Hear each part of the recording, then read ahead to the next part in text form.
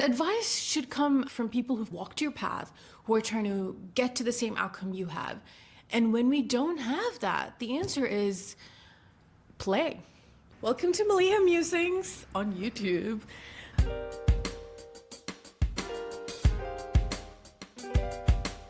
So today's episode is inspired by me being my 30s, and a lot of times you have like, oh my gosh, what advice would you give your younger self?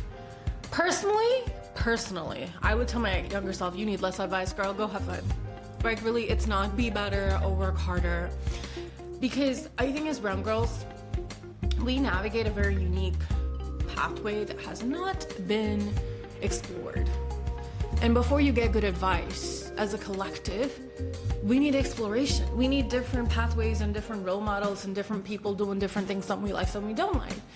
And when you have variations of that, then I think like, okay, here's what you could potentially do based on the path that this is somebody has charted this and this is where they got to. You feel like where that is, go do what they did, right?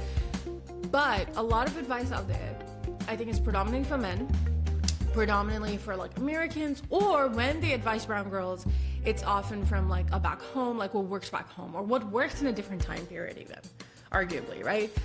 And when you take into account like all the social identities and social spaces that we exist in, like for me, like I'm Bengali, I'm Muslim, I'm American, like all of that, it's like, it's just a very unique, very unique pathway. And so I think for the collective benefit of us, we need to be exploring.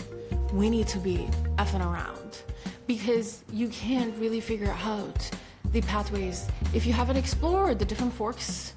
There's no such thing as universal advice, right? Like you can tell someone drink water and maybe they have a medical condition where it's not good. And life is way more complicated than that. Advice really should be personalized. It should be from somebody who's walked your path, and it should be from somebody who's going to where you want to go. And who's done that? Who has done that? Really think about it. Because for me, I don't know anybody. I don't even know where I want to go, to be fair, but like, these are things that have just generally not been explored. And so I realized like the best person is kind of me. I've lived a life where I'm from, and I'm trying to get to where I'm going to go, even though I don't fully know the destination. It's also like kind of like about the journey, right? But this is where I'm like, what is the goal of advice? That's a big ask. What is the goal of advice? Like, why take advice? Like, what are you trying to get to? I think a lot of advice can keep us second guessing forever. It can also keep us dependent on a dynamic where we're constantly seeking validation. I think the goal of advice should be to get you to a point where you can make your own decision. And to get you to a point where you can make your own decisions, you don't need advice. You need information. Yes, I will let you sit with that for a minute. You don't need advice. What you need is information. I think as brown girls, we get a lot of advice that's in our best interest, and it's coming from people who mean well. But I think their best interest is often what they want for us and not what we want for ourselves. And I don't know, and you might not know, and that's okay, but they're often trying to fit us into an archetype of a good child, a good partner, a good parent, a good community member. And I don't know if they do it to men the way they do it to women. Why? That's another reason, like, I'm always like push back a little bit. Like, why are the guys getting to go explore and kind of like mess around in a way that we don't get to, right? And I think it's giving them the space to make mistakes. And ultimately, that's the privilege, the biggest privilege of life, is getting to make mistakes. And when I talk about mistakes, I'm not saying do harm, right? Let's clarify that. Let's put that little disclaimer. When I say take risks and make mistakes and go fail, these are things that you shouldn't be afraid when the consequences are on you. Like, you decided to move to a big city, and then you were like, I am not a city girl. You might be feeling lonely. You just decided like that move was not the correct move for you. And that's cool. The only person suffering from that is you, right? But if you're obviously making a decision where you're like, you know what, I'm gonna go out late, party, and I'm gonna drive home drunk, that's a bad decision because now you're involving other people who can be harmed, right? That's I want to put that disclaimer. While I do encourage people to take risks and do things, consider who the harm is falling on, right? Like obviously if you have like children and they're now being neglected because of your decisions, you are not harming yourself, you're harming other people who don't consent to what you're doing, right? So just want to put that out there. I do still think we should be held accountable for decisions that we're taking that harm others, but that's the thing I'm looking for. If there is no harm in a decision being made, there shouldn't be a reason to stop you, as long as you know what you're dealing with. Like, if I went and studied computer science and I was miserable, here's the question: did I study it because I wanted to, or did I study because someone else told me to? Because in my case, somebody else told me to, so I did study it. I mean, I partially, actually, no, that's not completely true. I did want to explore computer science. I did choose my education background is really complicated because I grew up in Qatar, where you kind of do pre-med in high school. And I was in the pre-med track because my mother told me, and I loathed it, I did not enjoy it, I suffered a lot. And so when I went to college in the United States, I was very adamant in studying computer science because I did enjoy tech. But then I also quickly realized I was miserable and I did not enjoy it. Engineering was just like outright hard. It was also hard, and I was also just culturally, whatever. Long story short, I've done both. I've done the thing where I listened to someone else and I was miserable, and then I listened to myself and I was miserable. And I kind of like the second, because at least it was a decision of my making. I'm like, I would much rather suffer because of my own decisions than somebody else told me. Because here's the thing: if I failed at life and because of someone else's, they're not coming to save me. They're not coming to be like, oh, I'm so sorry, I put you here, let me help you out. They're not doing that. You're kind of left to pick up your own pieces. So at least make sure that when you're going to fumble on your own terms.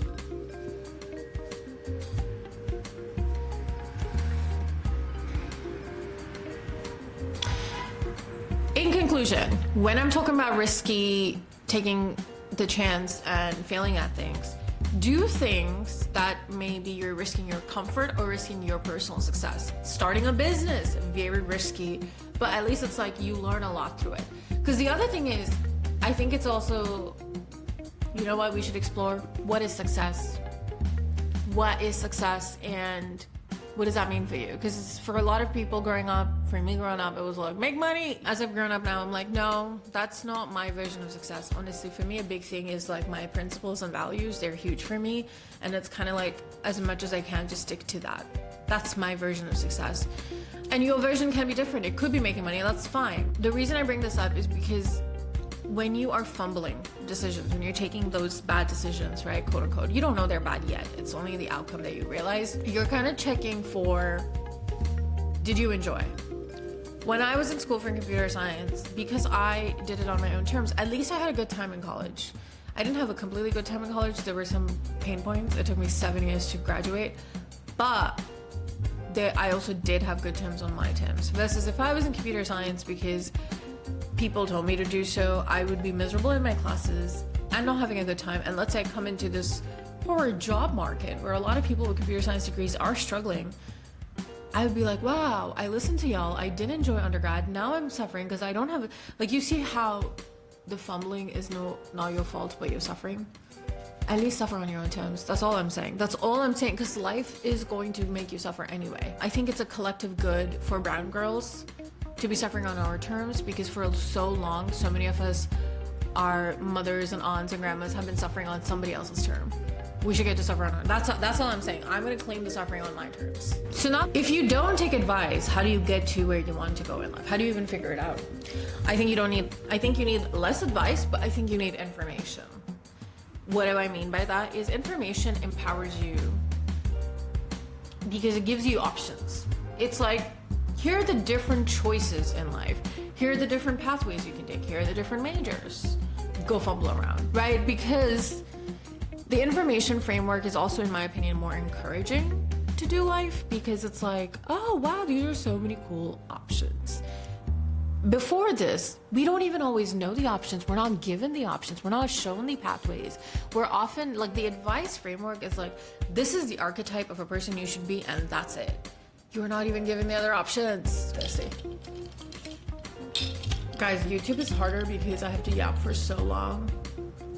Is it still recording? So we were talking about information as opposed to advice. Advice is often like, go to college. That's it. I'm a very go to college person. I'm pro education. I'm Bengali. Can't blame me. Education. That's not something I would play with. But information would be like, my framework to inform somebody is to encourage them and show them, hey, what it is you want out of life. Economic outcomes, education provides that. Better quality of life, education provides that. Family planning, education will still help you. What you study, that's up to you. That's what you get to play, you get to explore, you get to have 5 majors if you want. So that's kind of how I would personally frame information as opposed to like advice, right? Information is kind of giving you reasons of why, and it's kind of helping you explore how you're gonna play. I'm gonna take back a little bit because I have ADHD, so this is a very all over the place.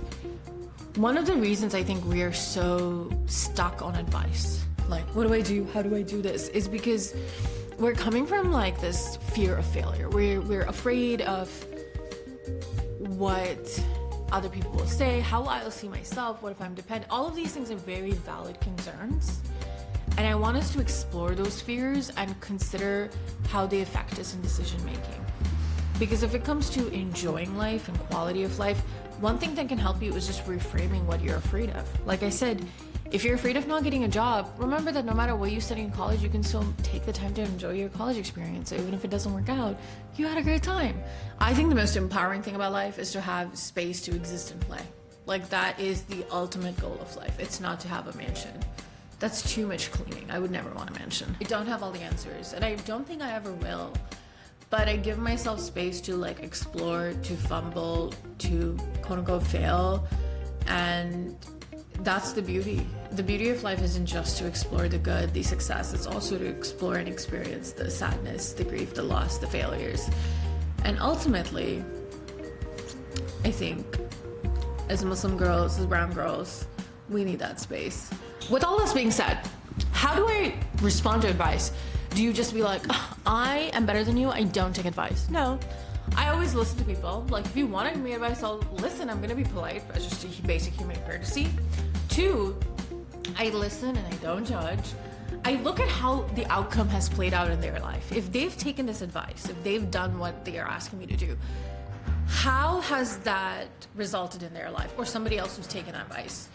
That's me collecting information. It's not me doing what I'm going to do. And then I look at the outcome. Do I want that for myself? They might be happy with it. That's cool. But do I want that for myself? Evaluate the advice with that lens of, do you see yourself there? Because this is me collecting information and advice. So I never like don't take it. I'll like listen with a grain of salt and explore where does that lead me to. The other person to listen to, I would say, are people who genuinely have best interest, but they make you feel safe and comfortable. If there are people in your life, if there are elders in your life that are genuinely not judgmental, they give you the space to talk about whatever, like you're smoking weed and they're not like making a big deal out of it. Those are people that are very rare. Those are people we trust. And even if it feels like they don't fully get me, they are worth listening to because they might understand or know something. Because I feel like I genuinely enjoy elders. They're not really giving advice to control or be like, what are people gonna say? That's not where the advice is coming from. They genuinely love and care and want to see you thrive. And when I meet those people who love to see me thrive, I'm like, you're on my team. I will listen to you. And again, like I said, filter it through whatever lens you, but I would give more weight to the advice or information that they're sharing from people who I know are on my team. You also have to filter the who. Filter the who. Are they from the life I've lived? Are they going to the life I've lived? Are they, have my best interest? Also, are they happy? Ooh, this is such a good one. You have to think about, are these individuals happy people? Sorry. And this is not to blame them, right? People are circumstances of different things. But if someone is giving you advice and they've kind of don't seem to be very happy where they're at, no, that is not the outcome I want for myself. When you're coming to take advice from people who's on your team, who's always been non-judgmental, giving you the space to be with, who's happy, are they happy? That's great. Are they going to where you're trying to go to? Have they come from where you've come from? And this is also why I always think of adapting your advice, because like different families have different values. Some people are supportive, some people are not. So that's also a risk you're gonna have to take, right? Maybe you're dating somebody, you're seeing someone that is like not somebody your parents approve, but the non-judgmental adults are like, no, he seems like a good guy, she seems like a good girl, whatever. Whatever that looks like, worth exploring. Am I somebody who justifies bad decisions? Yes, I have 100% done that. But I've never regretted them, and I think that's why I keep doing it, because I never regret it. I like to live a life where I don't have regrets. Generally speaking, I don't. Unless I harm someone, then that's probably like, dang, I should have been a better friend or person. But generally, getting to make mistakes is the biggest privilege I have in life. I want to acknowledge that. Getting to make mistakes is the biggest privilege I've encountered in life. Because when I was young, I did not get to do that. Did not get to fumble. And in conclusion, go have fun, go play, just be safe, right? What I want to give you is permission to trust yourself, dude. You are the best person to make decisions for your life, nobody else. You don't need to second guess things. It's okay to explore. It's okay to fumble and be like, oh no, I wasted 2 years on this major. Did you have a good time? That's what's really important. We have a short lifespan. There's no reason to have a perfectly curated life, especially with how unstable things are. Learn to just enjoy the decisions you're making and enjoy the short bursts of time. The biggest privilege you have, getting to fumble around and exist and breathe. And I'm not just giving you like feel goods, I am, but I'm also like, trust you. Trust yourself, babes. If somebody were to ask me, what if all the quote unquote bad decisions I took didn't work out for me? I'd be like, I enjoyed making them. I'd give myself grace. I have in the past given myself grace for a lot of things. Maybe I'll like explore some of those mental health things, food things. But giving grace has made my life flourish. It's not just like an attitude mental health thing, but it's like you give yourself more confidence when you give yourself grace. Treat yourself to opportunities. Treat yourself to splurges and mistakes. Speaking of splurging, maybe that'll be my next episode, like how to splurge, how to spend your money. Because too many of us are given advice on how to save. And I'm like, I don't know if that's for me. But until next time, I hope this was a fun episode. Okay, if you are open to sharing, what's an advice you didn't take and you're like, thank God I did not take that advice? Would love to learn.